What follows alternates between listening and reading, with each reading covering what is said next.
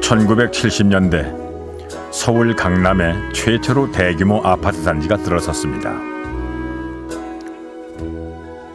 처음엔 장독 묻을 데도 없는 이 본데 없는 건물이 무슨 집인가 했지만은 우리는 차츰 이 신형주택의 마음을 빼앗겼습니다.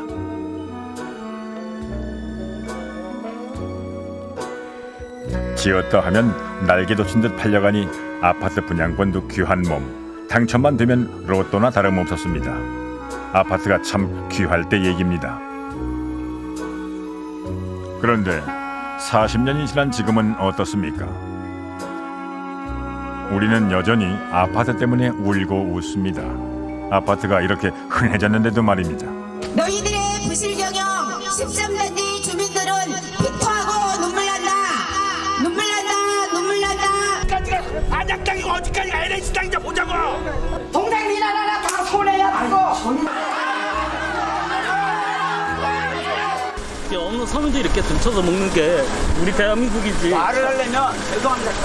당신들이 내 아파트 공짜로 주면서 들어가 살으라는 것도 아니고 저거요 섬에다가 누가 분양가 1,000만 원씩 받습니까? 그런데 궁금하지 않습니까? 주택 보급률이 100%를 넘는다는데 전국이 아파트 천지인데 이렇게 계속 지어대도 되는 건지. 무엇보다도 우리가 왜 이렇게 아파트에 목매며 살게 됐는지 말입니다.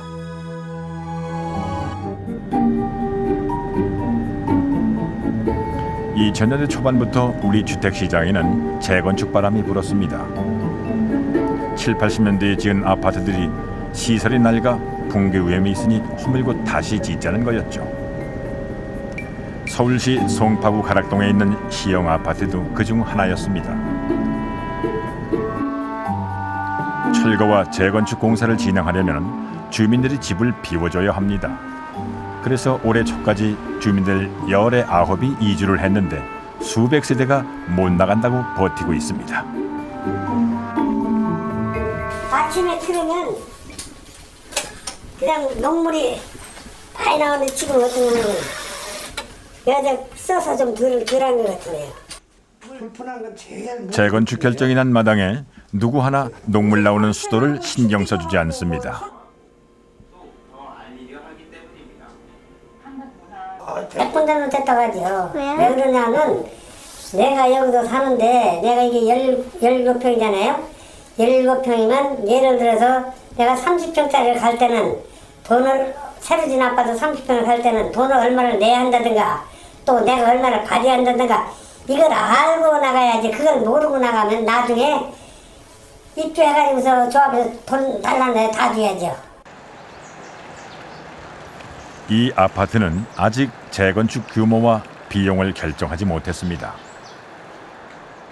주민들이 내 집이 얼마나 평가받는지, 새 집에는 또 얼마나 큰 돈이 들어가는지 모르는 겁니다. 그런데 조합이 우선 이주를 결정하면서 수십 년 이웃으로 살던 주민들 사이가 가뭄의 논바닥처럼 갈라졌습니다. 동생이나 하나 다 손해야 받고. 너무 얼마나 얻어 처먹었는지 몰라. 얼마나 몰라. 너가 알아 내가 알아. 왜 그러냐고? 왜 이주하느냐고? 왜 이주야 하지 마라. 너 법에서 나가라고 안 나가면 안 나가. 거기서 나가라면 나가. 왜 나가냐고 왜?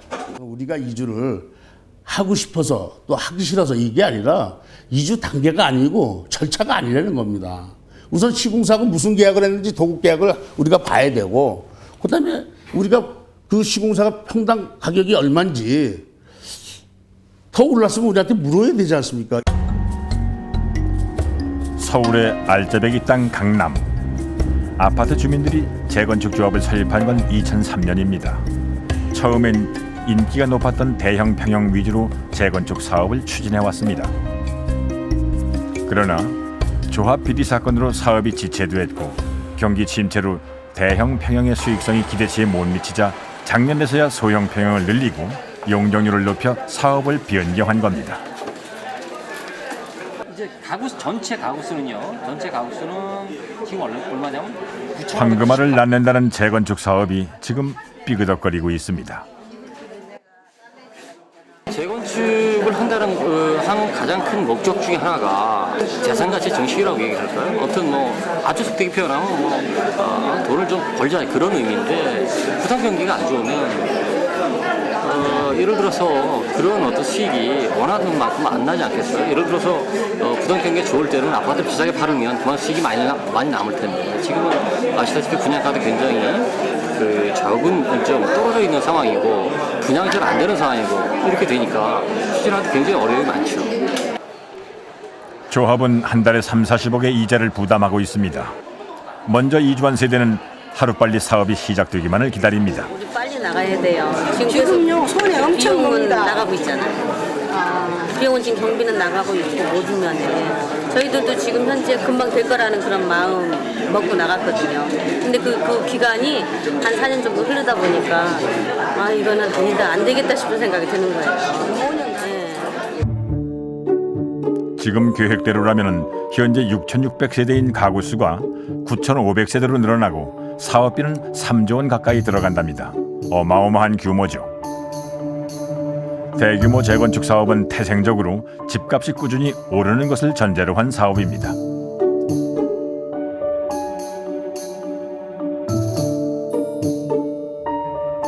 새 아파트로 재산을 불리고 싶은 욕망은 일반 주택도 예외는 아닙니다. 다가구, 다세대 주택이 밀집한 동네를 아파트 단지로 바꾸는 건 재개발이라고 하는데요. 언제부턴가 우리에게는 일반 주택 지역은 낙후된 곳, 개발해야 할 것이고 그 모델은 당연히 아파트라는 공식이 자리 잡았습니다.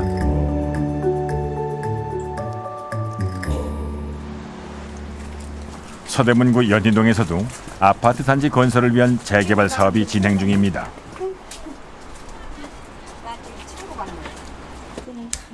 젊은 시절에 악착같이 모아서 장만한 집 한 채. 소금옥 씨는 여기에서 아들, 딸 3남매를 키워냈습니다. 우리 집이 지금 방이 3칸에다가 이 거실하고 주방 2개하고 방이 3칸에 이렇게 21평이에요. 21평인데 요게 지금 1억 4천 몇백만 원밖에 안 나왔어요. 감정가가. 그럼 평당 한 600, 한 5, 60 그 정도 되거든요. 집값까지 다 해서. 그런데 우리가 이제 아파트를 33평을 신청을 하니까 돈이 3억 1천만 원이 부족한 거예요. 그러면 3억 1천만 원 주면 지금 저기 나가서 얼마든지 지금 아파트를 30평대를 충분히 사요. 빚 안 지고서도. 그러면 우리 집만 21평짜리만 그냥 뺏기는 거거든요. 재개발하는데 주민 부담금이 그렇게 큰 것인 줄은 몰랐습니다. 이대로 가다가는 집, 동네 다 뺏기고 전세살이로 나갈 판국입니다. 원래 이게 처음에 동네가 낙후가 돼서 동네 발전을 위해서 우리는 처음부터 찬성을 했어요. 그런데 얘네들이 조합해서 이렇게 거짓말 저렇게 거짓말 해가면서 이렇게 지금 여기까지 끌려오다 보니까 감정가 받아보고 우리가 이제 적극적으로 이제 나는 반대를 하는 거죠. 3억 1천만 원이 어디 있어요? 재개발 사업의 실체를 알게 된 주민들이 부랴부랴 비상대책위원회를 꾸렸습니다. 사업비를 감당할 수 없는 주민은 나가라니 참 기가 막힐 노릇이죠. 할 수 없이 주민들이 재개발 조합 해산 동의를 받기 시작했는데 문제는 외지인들의 동의를 받기가 어렵습니다. 이렇게 돈을 갖다가 이 동네에 한 300여 명 사는 데서 우리가 한 200명 이상을 받았다는 얘기. 그러면 우리가 현재 40%가 아니라 한 여기 동네로 보면 한 80% 이상을 받았다는 얘기예요. 그리고 외지 사람들 이 사람들을 설득해서 받아야 되는데 외지 사람들은 전부 투기성으로 다 사는 사람들이에요. 옛날에 아파트에서 이익 보자고 했는데 이렇게 손해 본다는 걸 그 사람들도 이제 알면요. 그 사람들도 알면 반대를 할 거예요. 외진 16억 연론. 사업 진행을 이유로 조합에서는 계속 비용을 지출하고 있습니다. 이것도 모두 주민들 부담인데 말입니다.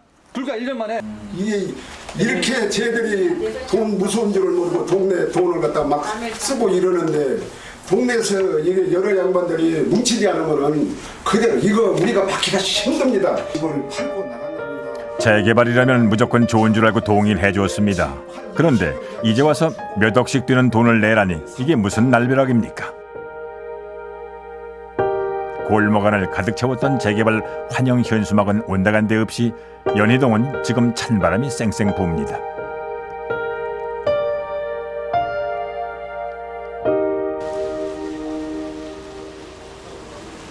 합의했던 재개발 사업을 처리하려니 그동안 들어간 비용도 문제입니다. 그래도 어르신들은 포기하지 않습니다. 평생의 자산을 지키려면 지금이라도 멈춰야 합니다. 세월을 겪으면서 오로지 내 집한테 그래서 열심히 벌어서 먹지도 않고 쓰지도 않고 장만한 내 집한테는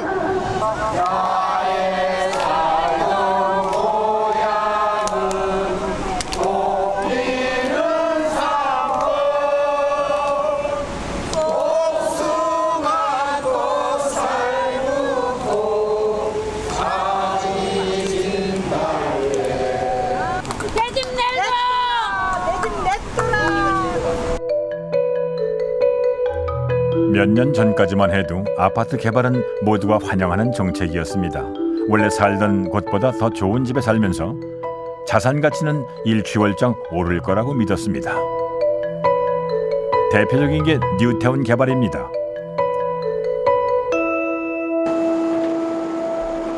서대문구 뉴타운에 속했던 가재울 3구역이 작년에 완공됐습니다. 마당 딸린 집을 소유했던 홍기일 씨 부부는 뉴타운 계획을 환영하며 미련 없이 동의서에 사인했습니다. 같은 시기에 똑같이 샀는데 우리는 단독을 사고 거기는 아파트를 사고 그런데 이제 우리는 한 3억대에 있는데 거기는 막 10억대에 간다고 막 이랬을 때 진짜 아주 굉장히 속상했어요. 뒤늦게나마 아파트에 살게 됐지만은 문제는 1억 원 가까이 나온 개발 부담금입니다. 어떤 땅은 우선 문제가 새 집으로 오니까 오늘 기분이 좋고 오늘 차고 나봐야 뭐 내일부터는 당장 뭐 금리 부담이 뭐 그런 걱정도 되고 내일 모레면 은퇴할 나이에 평생 접은 적이 없는 은행빚을 1억 원이나 지게 된 겁니다. 재개발, 재건축이 대부분 그렇습니다. 새 아파트 입주권을 받으려면 수천에서 수억까지 개발 부담금을 물어야 합니다. 그런데도 사람들은 왜 재개발, 재건축에 열광할까요? 재개발, 재건축은 도박과도 같습니다. 원세대보다 집을 많이 혹은 비싸게 지어서 분양 수익이 극대화되면 개발 비용을 회수하고 시세 차이까지 누릴 수 있지만 분양 수익이 적고 집값마저 하락한다면 개발 비용이 고스란히 빚으로 남는 겁니다.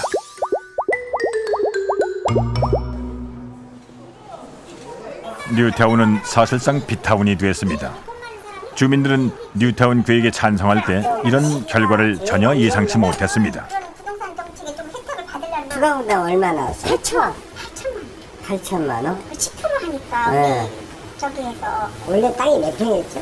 62평. 60평 주고 지금 42평 들어가는데 47평. 47평 들어가는데 또 8천만 원 또 내고 2차 추가 부담금을 감당할 수 없는 세대는 졸지에 세입자로 나앉았습니다. 확실치는 않는가 봐요. 아니 없는 사람 다 이제 집 한 채 뺏기고 우리는 새 살고 또 새 집 내 집 못 가지고 새 주고 사니 어떻게 우리는 다른 집 살고 평생 못 들어가 그래. 그러니까 평생 못 들어가. 땅을 철거하고 대규모 주택을 짓는데 그 돈이 누가 내는 것이죠? 그 돈이 도시계획 사업으로 하지만은 정부가 일정 땡골이 돈 안 냅니다. 철저하게 거기에 땅을 갖고 있고 집을 갖고 있는 사람들이 자기 재산을 처분해 가지고 집을 짓고 거기서 발생하는 개발 이익을 가지고 그 사업을 하는 것이죠. 쉽게 말씀드려서 이 또한 대표적으로 돈 놓고 돈 먹게 한 사업입니다. 지난 40년간 한국인에게 아파트는 집의 대명사이자 그 무엇보다도 수익률 높은 투자 상품이었습니다. 그러나 땅을 박차고 날아오른 건 언젠가 내려오게 마련 아닙니까? 집값도 욕망도 마찬가지입니다. 박주석에 시작한 뉴타운 사업이 불과 몇 년 사이에 천덕꾸러기로 전락했습니다.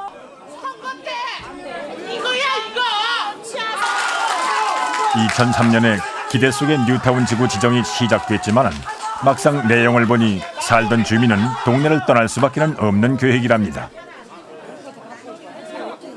현재 있는 재개발이나 재건축의 기본적인 모델 자체를 다 전면 수정을 해야 됩니다. 그러니까 지금은 다 전면 철거하고 기반 시설 설치하고 대규모로 이렇게 개발하는 게 일반화됐던 게 이제 재개발 재건축이고, 그것보다 더 큰 규모로 해보자 하는 게 뉴타운 사업이거든요. 근데 이제는 이 큰 규모로 하는 게 거의 불가능해졌고 수익률이 보장이 되질 않기 때문에 점점 작게 들어가 있죠. 그러니까 몇 개 집만 이렇게 고치거나 또는 개별적으로 집을 고치거나 뭐 이런 방식으로 이제는 이 재개발 재건축 뉴타운의 사업 구조가 좀 변경돼야 될 시점이다. 재개발, 재건축, 뉴타운. 이름은 다르지만 다 아파트 건설이 핵심입니다. 이런 곳이 서울에만 1000곳이 넘습니다. 지난 40년간 우리는 아파트만 지어댔습니다. 서울이고 지방이고 산이고 바다고 아파트만 지으면 만사 형통이었습니다. 한국인 모두가 아파트에 의지하고 아파트를 욕망하게 됐습니다. 언제부터, 그리고 왜 이렇게 됐을까요? 서울에서 본격적으로 아파트 단지로 개발된 곳이 지금의 반포지구입니다. 분양 정보를 제공하고 거래를 성사시키는 중개업도 이때 본격화됐죠. 반포에 아파트 분양받는 걸 계기로 중개업을 시작한 분들입니다. 이분들 말로는 최초의 아파트 개발 사업은 한마디로 인기가 없었다는군요. 2단지 생기고 그 다음에 3단지 짓고. 공직에 계신 분이나 군인분들한테는 정관 수술하면은 그냥 우선권을 줬잖아요. 그렇지. 그래가지고 한년도 불구하고 미분양이 생겨가지고 당시에 예비군 훈련 면제해주고 면제해주고 여러 가지 예로가 많았었죠. 그렇게 해서 건설된 반포 아파트는 단지 주변에서 모든 생활이 가능하도록 설계됐습니다. 10분 거리 안에 학교, 유치원, 은행, 우체국이 들어서고 집안에는 주방, 가정부방, 욕실을 갖췄습니다. 처음부터 중상류층을 위해 지어진 주택이었습니다. 집집마다 화장실을 따로 뒀다는 거, 또는 나중에는 이제 엘리베이터가 만들어졌다는 거, 또 이제 강남 지역으로 옮기면서 이제 새로운 이제 부의 상징이 되기 시작하면서 아파트가 고급 문화의 대명사가 되기 시작한 거고요. 때마침 중동건설 붐으로 경기가 살아나고 시중에 돈이 많을 때였습니다. 부유층이 문화생활의 상징으로 또 부를 증식하는 수단으로 아파트에 투자하면서 투기바람도 시작됐습니다. 전매를 할 수가 있었어요. 그때 전매 제한이 없었어요. 그러면 조금 받아가지고 하니까 수입이 생기니까. 그때 은행에서 200만 원을 제금하면은 그 추첨권을 주었어요. 그걸 가지고 추첨에 들어가서 되면은 바로 그 자리에서 200만 원 붙여서 400만 원을 이렇게 할 수가 있었어요. 이제 뭐 인기가 있으니까. 그러니까 밤새고 줄 서는 거예요. 몇 달, 며칠 만에 투자금이 몇 배로 뛰어오르니 돈 좀 있다는 사람들은 다 아파트 시장으로 몰려들었습니다. 대리인을 내세우고 서류를 위조하는 불법이 난무했지만은 단속을 해도 그때뿐이었습니다. 1970년대부터 80년대까지 강남의 나대지가 모두 아파트로 바뀌면서 부유층은 재산을 불리고 건설업체들은 호황을 누렸습니다. 정부는 주택 공급이라는 임무를 만족시켰습니다. 누구 하나 반대할 이유 없는 아파트 개발사였죠. 살기 편해서 좋았던 아파트는 점차 거래가 편해서 좋은 아파트로 변해갔습니다. 그 당시에는 우리가 급격하게 경제가 팽창되고 소득이 확대되는 단계였고, 또 이제 부동산 투기가 이제 활성화되는 시기였기 때문에 비교적 표준화되어 있는 이 아파트는 하나의 그 채권처럼 이 팔기 거래가 용이한 이 단위가 되어 있는 거거든요. 그러니까 몇 평형이다 또는 어디다 이러면 이제 가격이 얼마로 딱 나와 있어서 바로 이제 거래 가능한 상품으로서의 이 주택의 대명사가 된 거죠. 더불어 7, 80년대의 아파트 건설 방식은 한국 특유의 주택 패러다임을 낳는데요. 단지 안에 모든 시설을 갖춘 대규모 개발이 첫 번째, 민간 자금 동원이 두 번째, 집을 짓기도 전에 설계도만으로 거래가 시작되는 선분양자가 세 번째입니다. 주택은 절대적으로 부족하고 경제는 미약하던 시절에 추진했던 이 방식은 지금까지도 고수되고 있습니다. 선분양 제도 같이 우리 소비자들은 주택이라는 것을 어떻게 생각 하나도 안 보고 돈 꼬라박는 거예요. 근데도 이제 집이 좋든 나쁘든 간에 분양을 받으면 집이 워낙 부족하기 때문에 그 분양을 받는 자체가 또 내한테 당첨이 되는 복권 당첨과 같은 효과가 있는 거예요. 그러니까 돈이 이제 없더라도 또 집을 어떤 게 생긴지 모르더라도 가격이 진짜 정당한지 안 한지도 판별을 하지 않은 상태에서 무조건 거기다가 올려 하는 거예요. 있을 수 없는 이야기죠.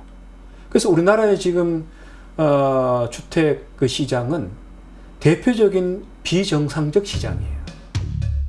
그때부터 한국의 주택 시장은 철저히 공급자 중심으로 흘러갑니다. 정부가 계획을 세우면 기업이 가격을 결정하고 민간 자금으로 건설 비용을 충당한 뒤에는 시세 차이까지 챙기는 구조가 만들어진 거죠.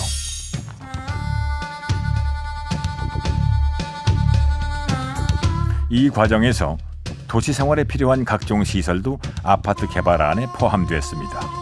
공원, 녹지부터 치안, 상업, 복지시설이 모두 아파트 건설 비용으로 만들어진 겁니다.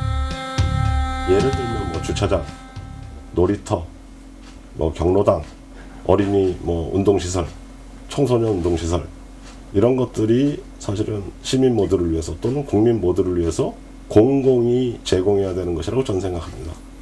그런데 공공의 그런 역할은 모호한 채 혹은 미약한 채 단지 내부의 주민들이 자기 비용을 들여서 그것을 만들어가는 시스템이 작동했고 그 시스템이 지난 50년 동안 대한민국을 아파트 단지의 사회, 아파트 아니면 선택하기 어려운 환경, 또 아파트를 통해서 더 큰 아파트 혹은 뭐 지명도가 높은 아파트 단지로 이동하는 것을 욕망하는 사회, 이런 것으로 만들었다.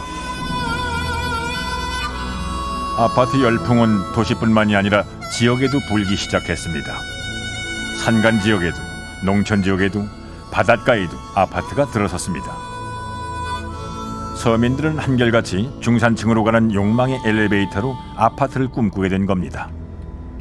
영종도 하늘도시에 사는 박민수 씨는 인천으로 출퇴근할 때마다 통행료를 냅니다. 원래 통행료는 5,000원이지만 하늘도시 입주민이라 3,000원이 할인된답니다. 그래도 하루 왕복 4,000원. 한 달이면 적게 잡아도 8만 원입니다. 뭐 대중교통을 이용하고 싶은 선택의 폭이 없으니까 자가 차량으로 다니면 길바닥에 돈 버리는 거죠. 이거 보세요. 이거 무슨 통행세도 아니고 영종 주민들은 이렇게 다녀야 된다니까요. 원래 하늘도시 개발 계획에는 통행료 없는 새 도로를 건설하기로 했는데 그 약속이 지켜지지 않은 겁니다.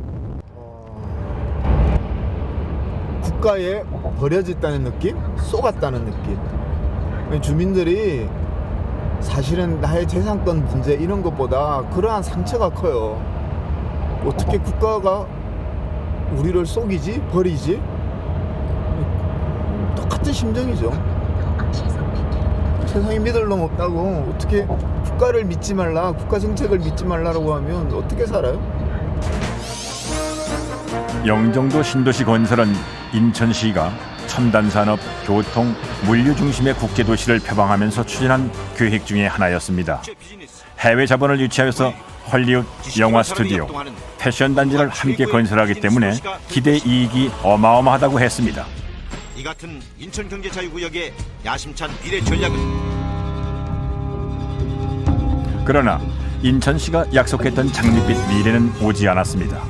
세계 경제가 불황에 접어들었고 국내 부동산 경기마저 식으면서 선언했던 계획이 절반도 채워지지 않았습니다.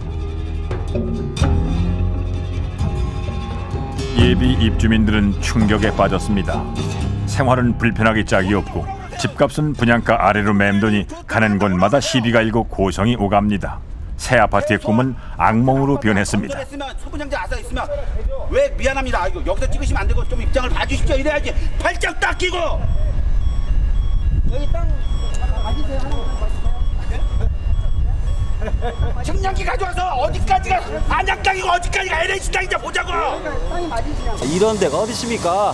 대한민국의 이 섬은 말입니다. 한마디로 교도소예요. 그리고 민관 합동 최대 분양 사기예요. 섬 분야 후 입주에 관련된 그러한 문제들이 생겼기 때문에 저희들이 이런 피해를 보는 거예요. 나도 이 집을 분양받은 책임감이 있기 때문에 그 책임을 안고 내가 그 책임만큼 값어치를 내가 했다라고 생각하고 그냥 공차고 들어오는데 처음 분양받고 내가 이렇게 건설주택에서 소송이고 뭐고 알아가는 과정이 너무 속상하고 그 건설사를 상대로 싸우려고 뭐 집회 준비도 하고 하다 보니까 대학교 다니면서도 집회도 한번 참석 안 했는데 내 평생에 모은 돈을 지키려고 하다 보니까 그런 것도 쫓아져 있는 제가 참 너무 어떨 때는 밥 먹으면서도 눈물이 흘러요, 진짜. 너무 속상해요.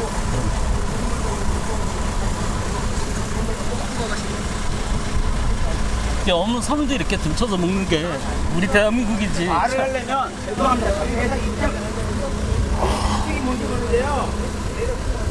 입장이 많으면 모르겠는데 여기 입장이 딱 빨리 끼고 여기 나가세요. 여기 뭔가 아닌 당내 땅이지. 여기가 당신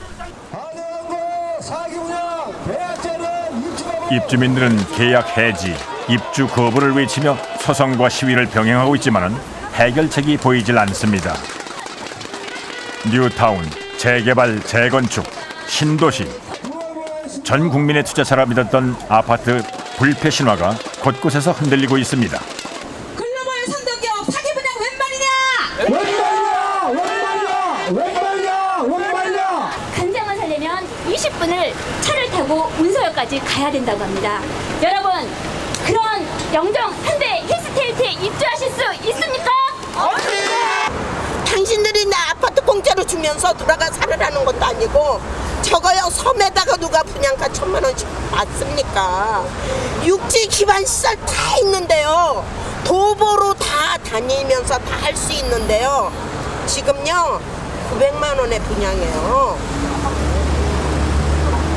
네? 나는 아주 기가 막힙니다.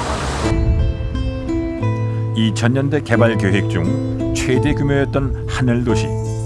그러나 환상적인 청사진에도 불구하고 청약 미달이 속출했습니다. 완공 뒤에는 사기 분양이라는 비난까지 나옵니다. 왜일까요? 복권이나 다름없던 아파트 개발이 왜 이런 상황까지 오게 됐을까요? 1997년의 외환 위기로 우리 경제가 큰 위기를 맞았습니다.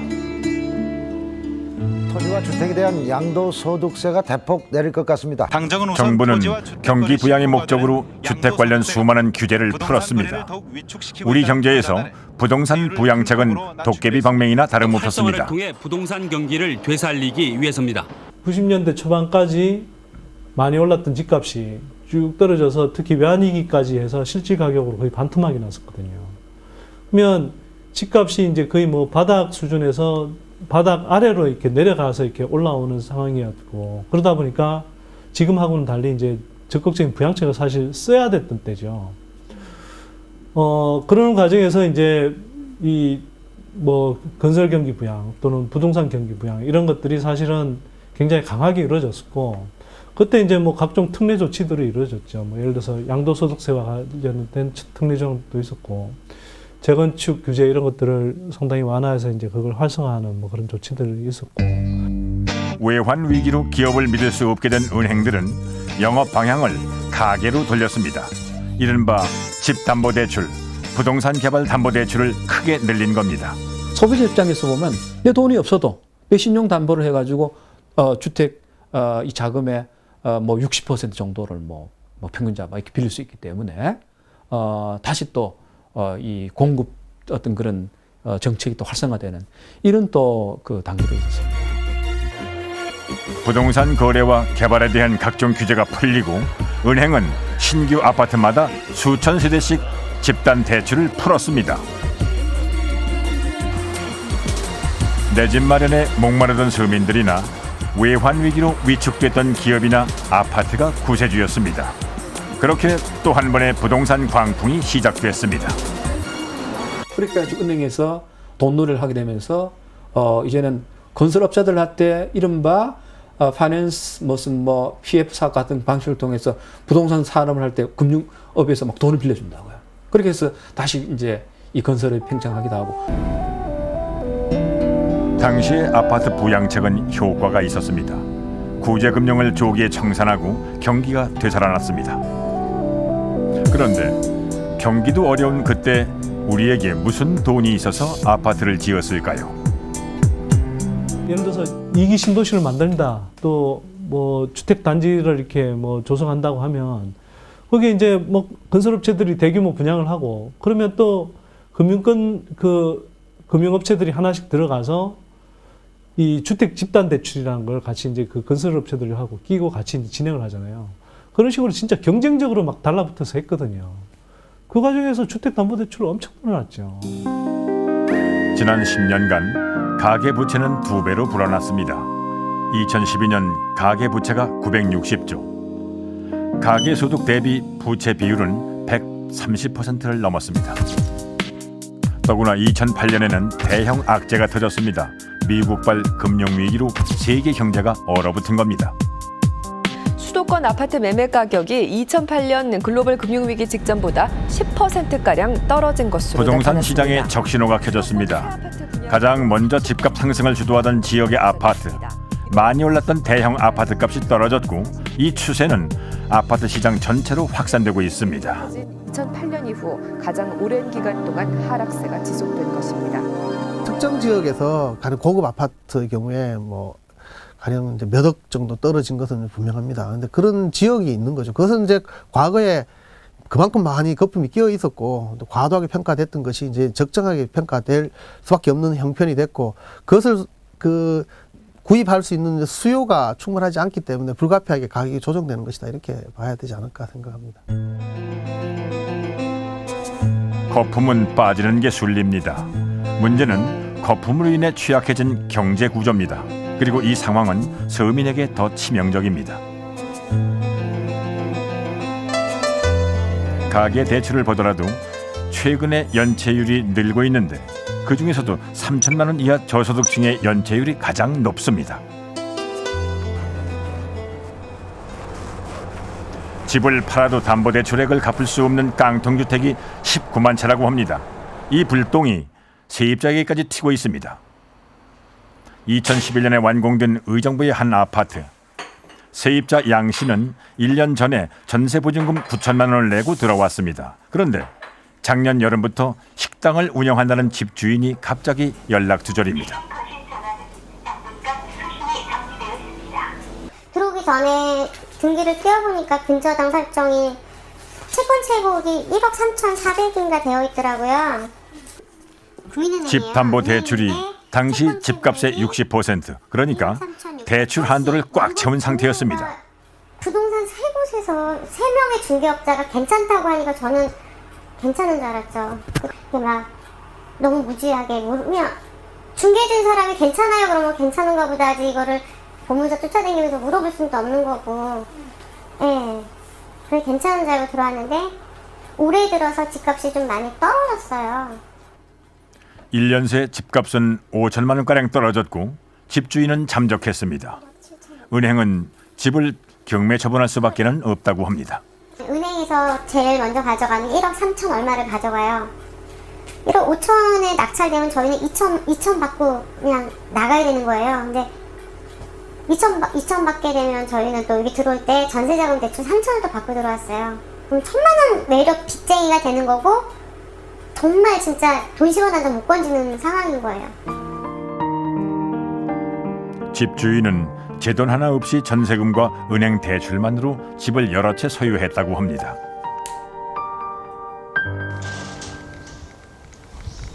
은행들은 그동안 대출인의 자금 여력은 묻지도 따지지도 않고 아파트 시세의 60%까지 대출을 남발해왔습니다. 이른바 묻지마 대출입니다. 채무상담소에서 만난 한 개인 파산자의 얘기도 기가 막힙니다. 경매에 들어가시면 네. 이사 계획은 혹시 어떻게 되세요? 요새 알아보고 있는데 뭐 마땅치 않죠. 보증금 조금 있으세요? 500만 원 마련해놨어요 지금. 예. 운이 좋았다고 생각을 한 게 그때부터 집값이 막 오르기 시작한 거예요. 2007, 8년도 막 이렇게 올라가는 거예요. 그러니까 너도 나도 뭐 대출 안내문이 엄청 뿌리고 찌라시처럼 막 뿌리고 다녔어요. 근데 그때 내 욕심에 야, 이 9천만 원도 떨어버리고 내 돈으로 만들고 싶다라는 욕심이 이제 생기는 거예요. 직장 생활을 하면서도. 9천을 버리고 싶은 거죠. 그래서 은행 상담을 받았어요. 봤더니 저한테 가용한 게 추가로 8,400이 가용하대요. 대출이. 사기일이 빚 9천만 원을 끼고 아파트를 샀던 오 씨는 추가 대출이 가능하다는 말에 총 1억 7천만 원을 빌려 사업에 투자했다가 집까지 날린 겁니다.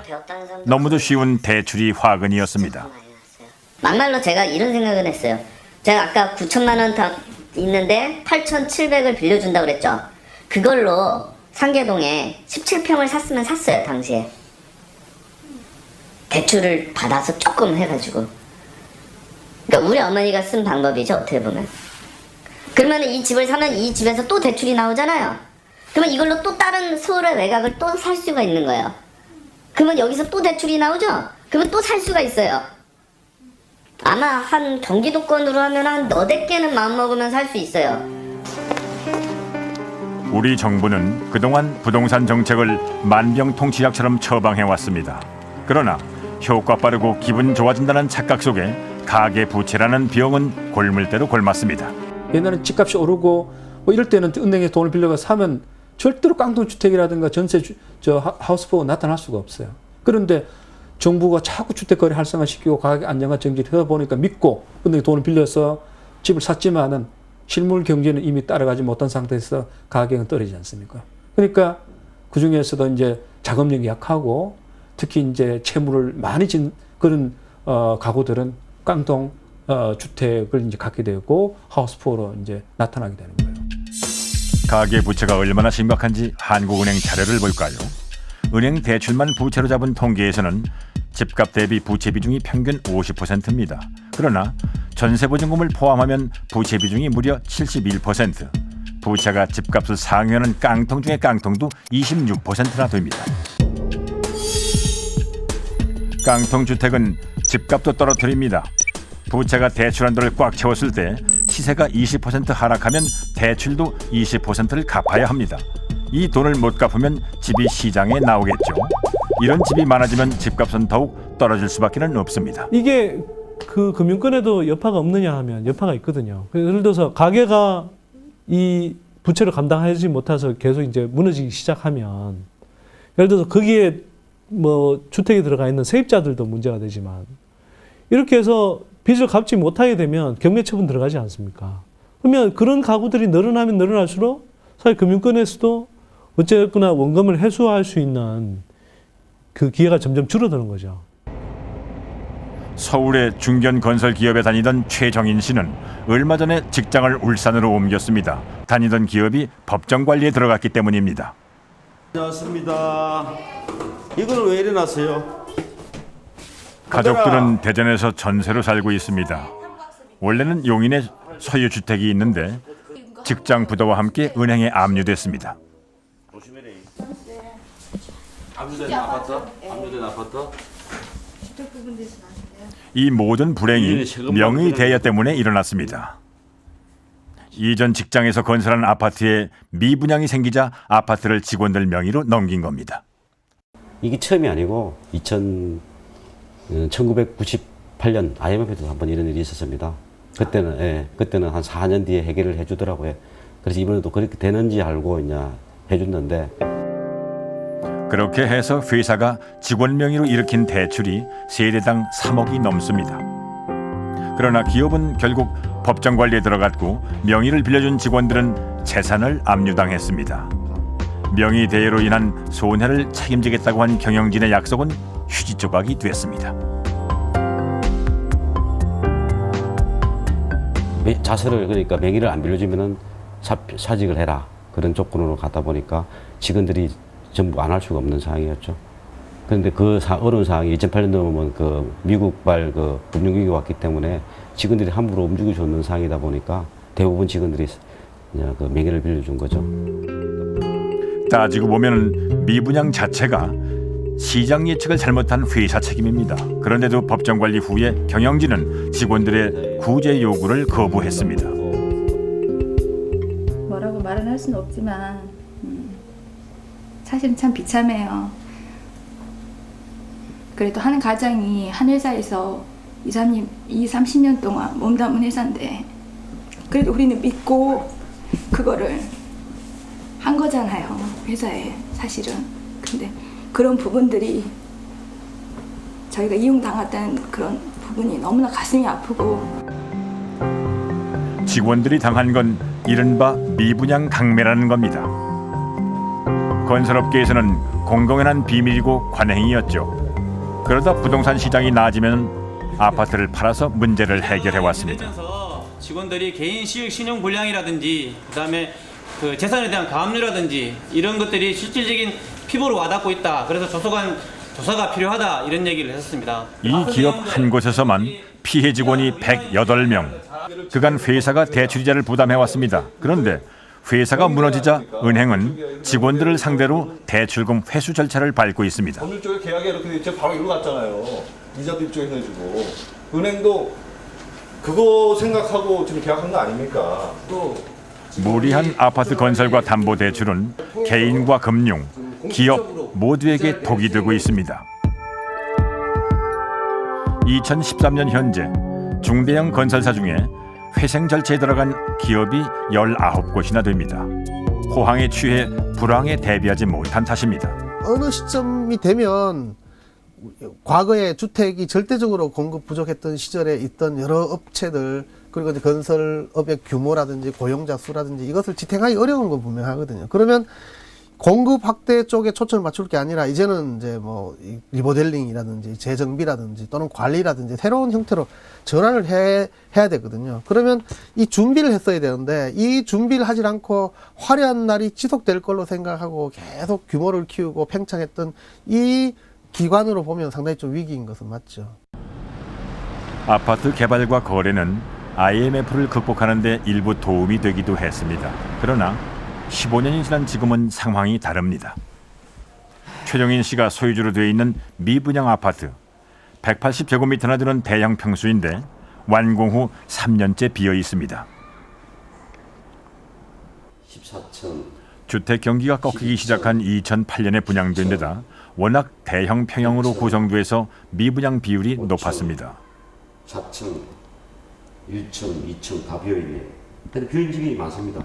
평수 54평은 대부분 많이 비어있다고 보시면 돼요.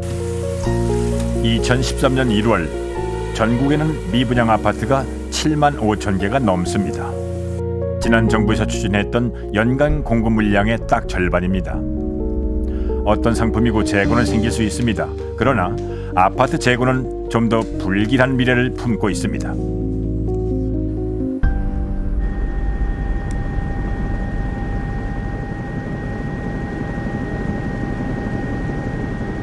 일본 역시 경제 호황기에는 부동산 투자나 내 집 마련에 집착했습니다. 신도시 건설도 1960년대에 시작해 우리보다 30년이 빨랐습니다.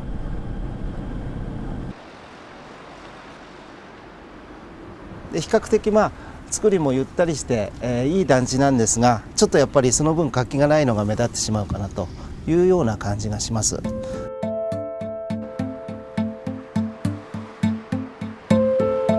타마 신도시는 전형적인 베드타운입니다. 건설 당시에는 30, 40대 근로계층에게 인기가 많았죠. 하지만 지금은 활기라고는 찾아볼 수가 없습니다. 몇 년째 비어있는 집도 많습니다. エレベーターがある物件なんで比較的新しいですね。ちょっとここのポストを見てみましょうか。この投函しないでください。こう貼ってあるのはここ空き家なんですけど、1、2、3、4 빈집을 한번 세어봤습니다. 7、8個ですね。だいたい脳死の6なんで、1割から2割ぐらい空きがあるっていう状況です。ここよりもっと空いてるところはこの周辺あると思うんですが、中心地の長山駅から10分ぐらい車で来るともうかなりの空きが出てしまうという状況です。 일시적인 현상이 아닙니다. 일본의 부동산 침체는 20년 넘게 계속되고 있습니다. 일본은 1980년대까지 고속 성장이 지속됐습니다. 늘어나는 인구와 소비에 맞춰 도시마다 대규모 아파트 단지들이 건설됐죠. 타마 신도시도 그렇게 세워졌습니다. 넓고 쾌적한 환경에 도쿄 중심까지 30분밖에 걸리지 않는 편리한 대중교통으로 인기가 많았습니다.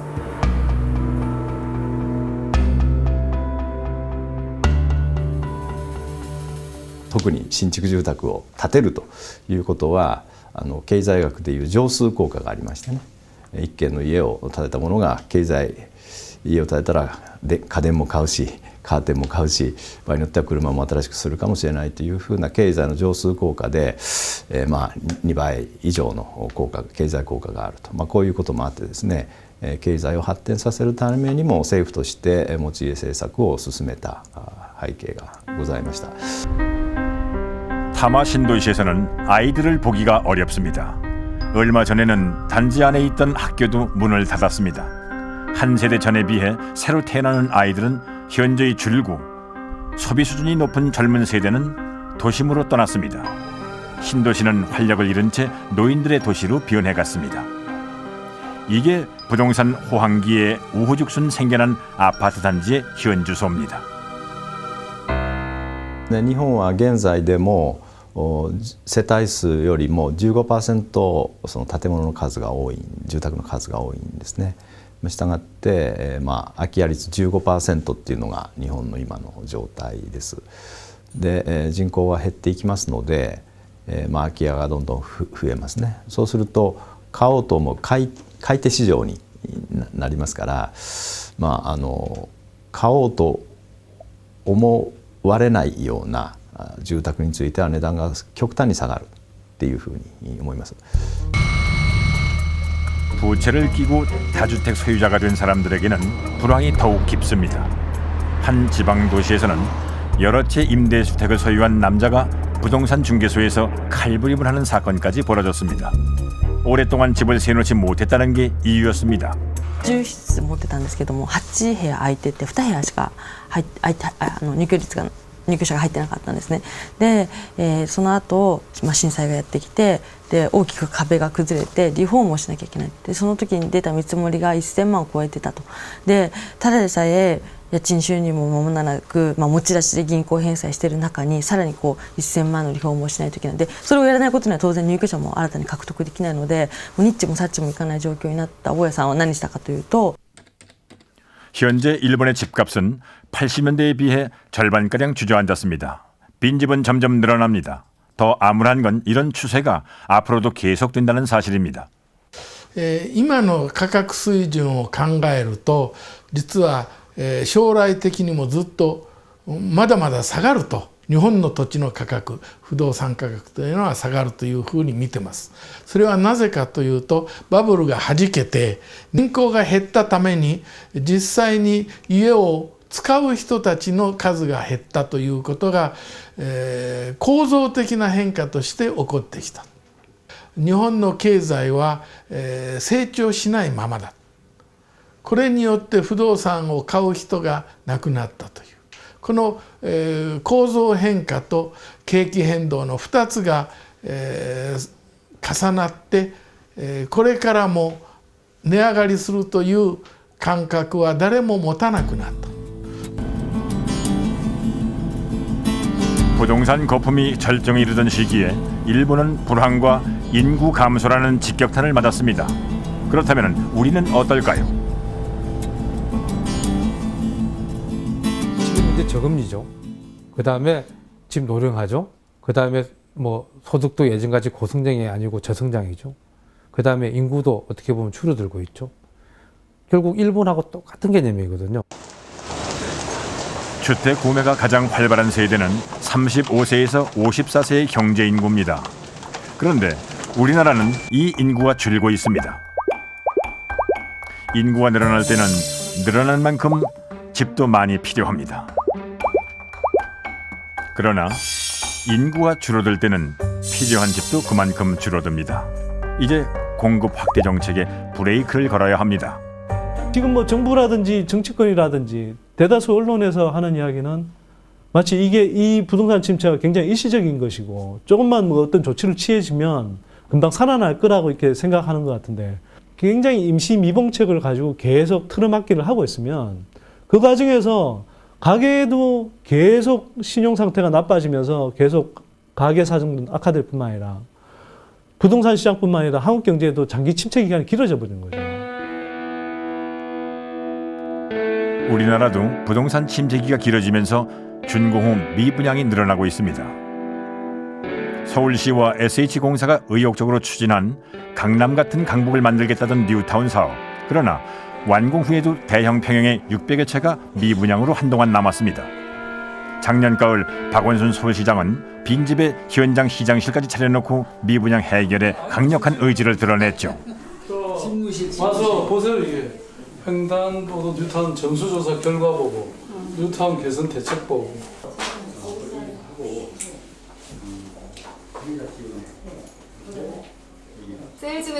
시장이 세일즈맨 해야죠. 뭐 어떡하겠어요.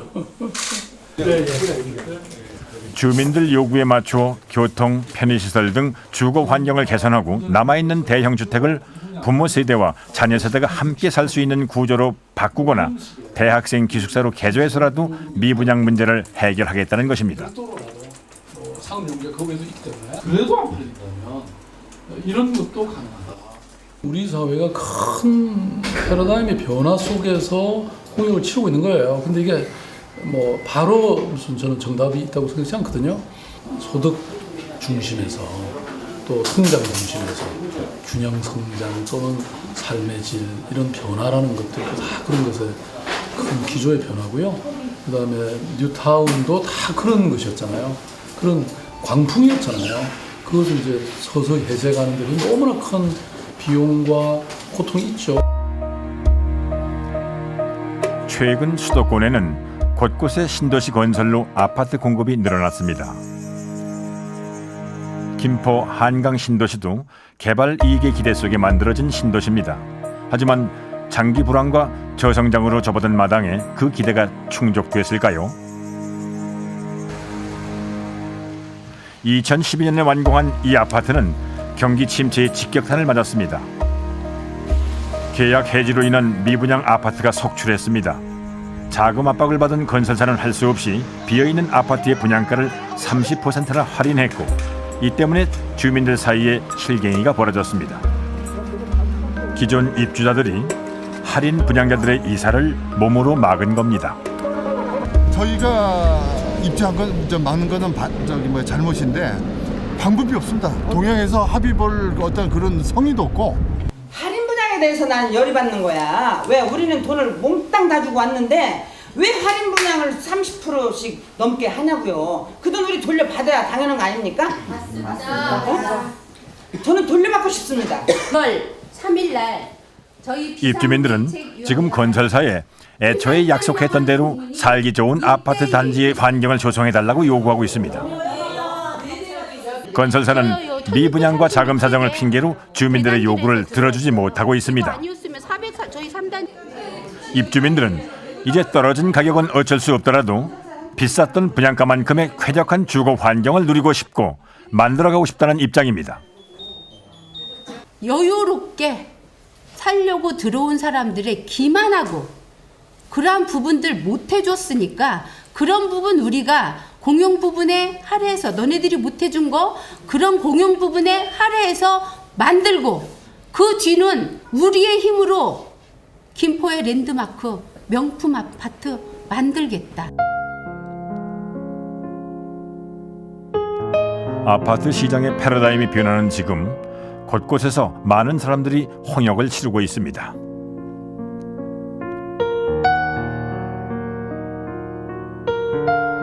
처음부터 아파트는 투자 대상이 아니라 주거의 관점에서 바라봤어야만 합니다. 최근에는 아파트 개발에 회의를 느끼고 새로운 길을 모색하는 사람들이 많아졌습니다. 서울 연남동 이곳 주민들은 마을 환경을 개선하기 위해 정기적인 모임을 갖고 있습니다. 시나 건설사가 개입해서 바람을 넣지 않습니다. 오로지 주민들 스스로 경제적으로나 문화적으로 바람직한 모델을 찾아갑니다.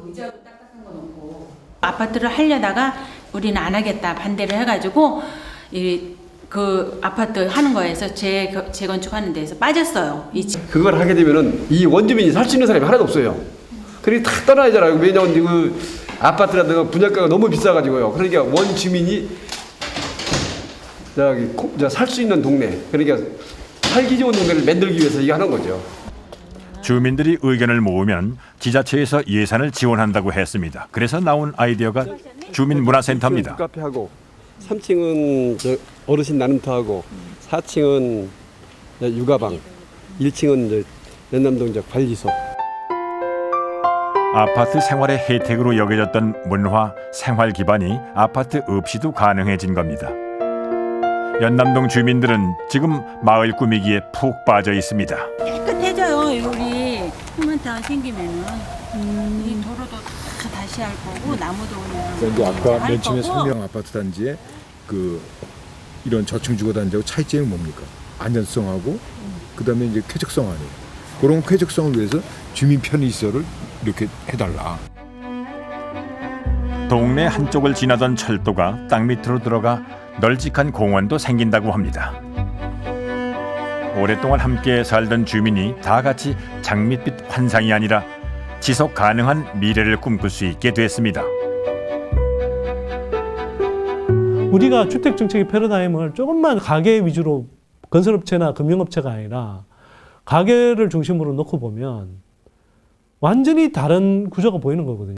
주택이라는 물리적 시설뿐만 아니라 거기에 살아가는 사람들의 관계까지도 이제는 함께 안정화시키는 이런 통합적, 종합적 그런 이제 주거 재생 정책. 과거와는 주택 문제가 완전히 유형적으로 다른 시점이거든요. 그러면 주택 정책도 내용이나 방향이나 대상이 완전히 달라져야 되는 거예요. 주택 공급을 확대하는 정책, 그 다주택자를 양산하는 정책, 그 다음에 이제 세금을 깎아주고 어떤 주택이든 공급만 하면 되도록 그 규제를 완화하는 정책. 이 정책은 지금 시점에는 맞지 않는 거죠. 오랜 세월 우리는 아파트를 투자의 대상으로 생각해 왔습니다. 아파트로 집을 짓는 게 아니라 욕망의 바벨탑을 올려왔습니다. 무한 공급과 거품의 악순환에서 벗어나지 않는 한 아파트의 가치를 사람이 살아가는 집으로 돌려놓지 않는 한 아파트의 역습은 계속될 겁니다.